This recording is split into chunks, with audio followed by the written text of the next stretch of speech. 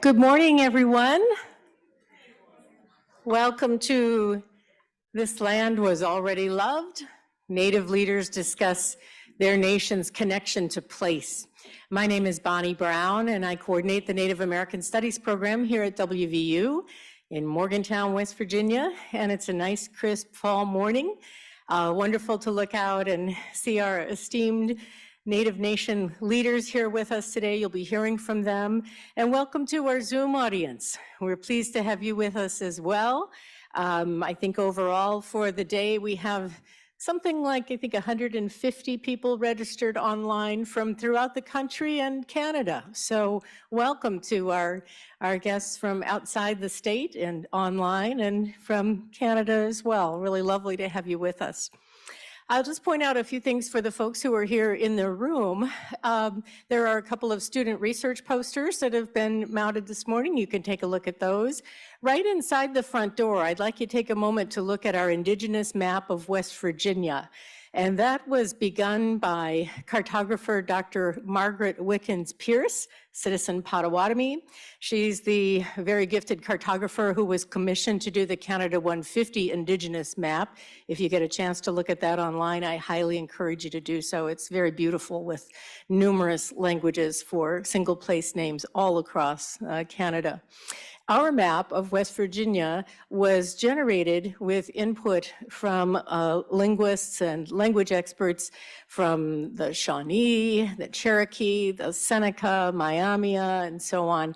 And I think you'll enjoy looking at all of the different place names in the native languages for places that many of us who live here know by the English names. So enjoy that, and we hope that you enjoy the whole day. There's also a table with a few items there. Some of these are items that have been gifted by our students over the years. One of them is a Seneca quilt with the clan symbols quilted into it, appliqued. And I always use that in my classes because it's made with treaty cloth. So it's a good teaching opportunity to bring that into the classroom and talk about that. So just enjoy yourselves. There's plenty of food, coffee, tea, whatever you'd like. Make yourselves comfortable. I'm sure we'll be having more people entering as the day goes on. So warm welcomes, wonderful to have you here. So for first things first, Riley Bowers, would you like to come up? Riley was our 2021 Outstanding Senior in Native American Studies. He's since gone on to complete his master's in history, and he was one of the contributing graduate student researchers to the lovely exhibit mounted out in the hallway, Hidden No More. And we'll talk more about that later. Riley, would you like to come up and give our land acknowledgement, please? It's here if you need it. Okay, thank you. West Virginia University, with its statewide institutional presence, resides on land that includes ancestral lands of the Shawnee, Lenape, or Delaware tribe, Haudenosaunee, including the Seneca, Cayuga, Onondaga, Oneida, Mohawk, and Tuscarora, the Cherokee, and many other indigenous peoples. In acknowledging this, we recognize and appreciate those indigenous nations whose lands we are living on and working in. Indigenous peoples have been in the place currently known as West Virginia since time immemorial. It is important that we understand both the context that has brought our university community to reside on this land and our place within this long history. We also recognize that colonialism is a current, ongoing process, and as scholars seeking truth and understanding, we need to be mindful of our present participation in this process. Thank you, Riley. Thank you, Riley. And this forum and associated events are one of the ways that I've told people we can put some meat on the bone, so to speak, with regard to our land acknowledgement, to really put some thoughtfulness into how we acknowledge the long history, how we respect and be inclusive and respectful to Native people, the contemporary Native nations today. So thank you all. All right, next up, I'm going to ask our Dean of the Eberly College of Arts and Sciences to come up, and then we'll have a bit of music. So Dean Greg Dunaway is the Dean of, we're the largest college on campus, is that right? Yeah, all right, we still are. No mass exodus planned just yet, knock on wood. Thank you, Dean Dunaway. Thank you, Bonnie, and good morning, everyone.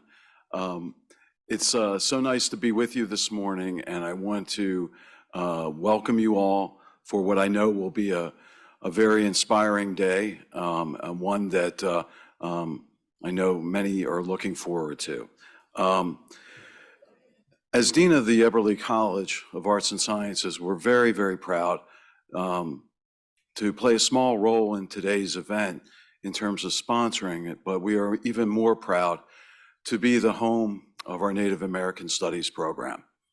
And that program has thrived over the years, but no more than during the leadership tenure of Bonnie Brown. So I want to thank Bonnie for all she's done throughout the years in terms of her leadership to Native American Studies and the education of our students to learn more about the First Peoples. And I also want to thank her for putting together an extraordinary event, from the Peace Tree event through today. I particularly want to welcome our distinguished leaders from the various nations that have traveled to be in this place we call West Virginia. And I hope you enjoy your time here. And I know we will benefit greatly from your words and hearing about your experiences. Again, thank you for being here today, and I hope we all benefit from everything that we get to hear. Thank you. Thank you, Dean Dunaway. And no department within the college survives and thrives without the support of a good dean. So we thank you year-round and not just today. Thank you for that. I want to now ask our flute player friend, Bo Nakakakana Harris, to come up. She's going to play some music for us just to help set the mood for the day. And then John Block will be here in just a little bit. He will also play an opening song for us. So Bo is she is enrolled Turtle Mountain Chippewa and also of the Spirit Lake Dakota Oyate. And some of you heard her flute music yesterday at the Peace Tree ceremony and last night at Faith Keeper Lions Talk Truth to Power. So you know that you're in for a treat. So thank you.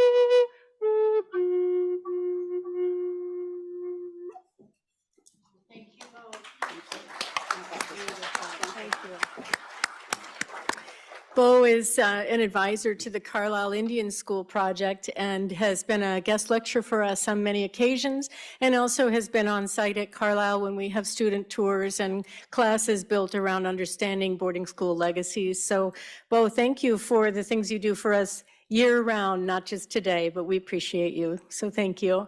Now I'd like to welcome John Block. John, are you ready? All right.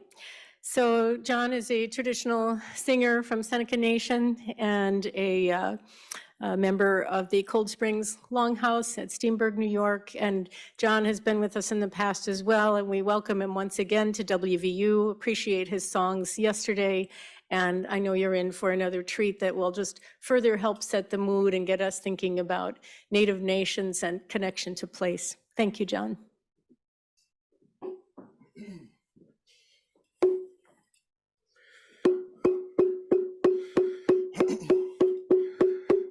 Ladies and gentlemen, this is what we call in our language, Gaskoyun.